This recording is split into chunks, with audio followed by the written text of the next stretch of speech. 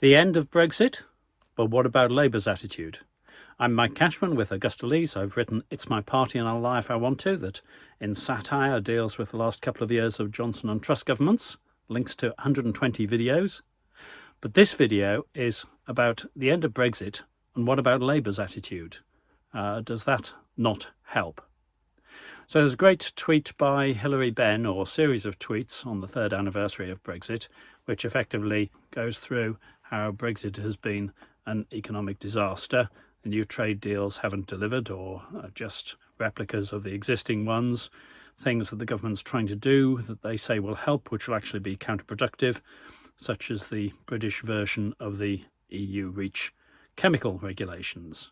And UK chemical boss on TV lately, asked by Victoria Derbyshire what the impact of that would be. He said it will cost his firm an extra £155 million per year. So, as I say, great tweet thread from Hilary Benn. And he finishes, in the face of all this evidence, it's striking that those who argued Brexit would benefit us economically now try and pin the blame on something or someone else, as they struggle to understand why inevitably it's all gone wrong. What do the public make of it? Well, opinion is divided, and for many, but Brexit was about sovereignty and not the economy. But we've seen a marked increase in the percentage of people who now say that Brexit was a mistake, including a growing number of Leave voters. So far, so good. But in his tweet 17 of the thread, he then says, we can't, however, just reverse what's happened. That's true. And it would not make sense to divide the nation once again over Europe, he does say at the next election. So let's just look at this. We're identifying, do read the whole tweet thread, identifying a whole series of problems and then excluding the obvious solution to those problems on the basis that there was division about this before. It's as if we were in a large ship, an alarm was raised, a lot of argument about whether there was actually a problem or not, but on majority there was a vote to get into the lifeboats. We got into the lifeboats. It's now choppy waters, there's sharks around, there's icebergs, nasty ocean currents, big waves, and actually we can see that the ship is sailing on and hasn't sunk.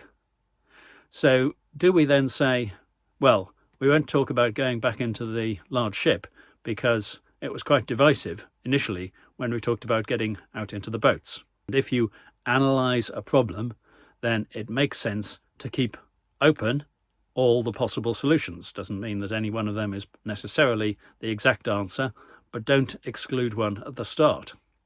And that's what Labour's doing at the moment.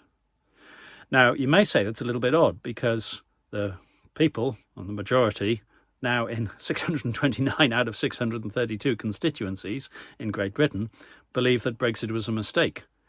Shouldn't Labour be listening to their supporters? Well, there's some electoral logic that says, well, actually, you don't listen to your supporters.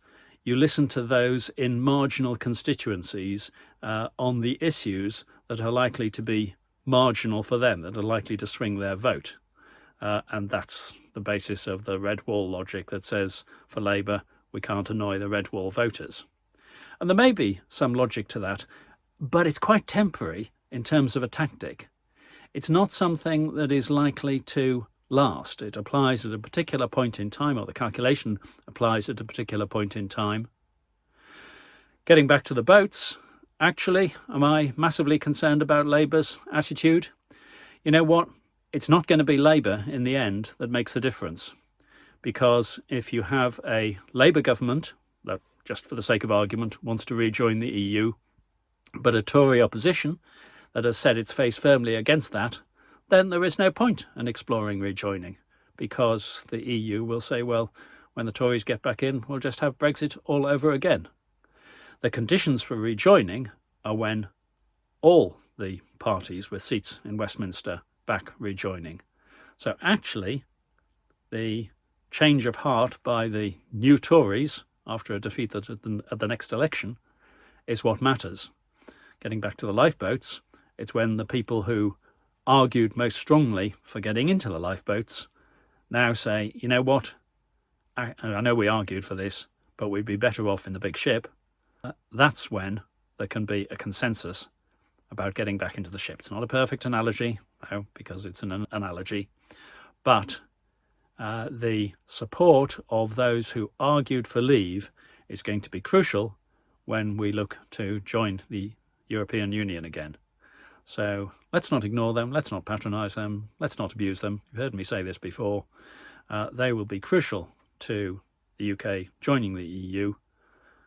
Let's look to joining as a United Kingdom together. And by the way, any suggestion that it would be divisive to open up the question of Europe ignores the fact that that divisiveness has already been brought about. What I'm suggesting is a way towards a future in which we can see that we can solve the problems that we have now as a United Kingdom together. That, I think, is worth arguing for. Meanwhile, the offer continues through February to get the CDs of Brexit's Musical Trick, and I don't beg pardon, I'm talking Bollocks from the Rose Garden. 25 tracks on each CD, some wonderful singing. I put some on the end of the previous video that was about the EU consent. And just for February, these CDs are half price, so only £5 instead of, it's actually £9.95 before, so almost half price. And during February, for each £5 that you spend on that music, I will contribute an additional £10 to the DEC Syria Turkey earthquake appeal. So your money goes further, you get some great music, the appeal gets a contribution, win-win-win. Thank you.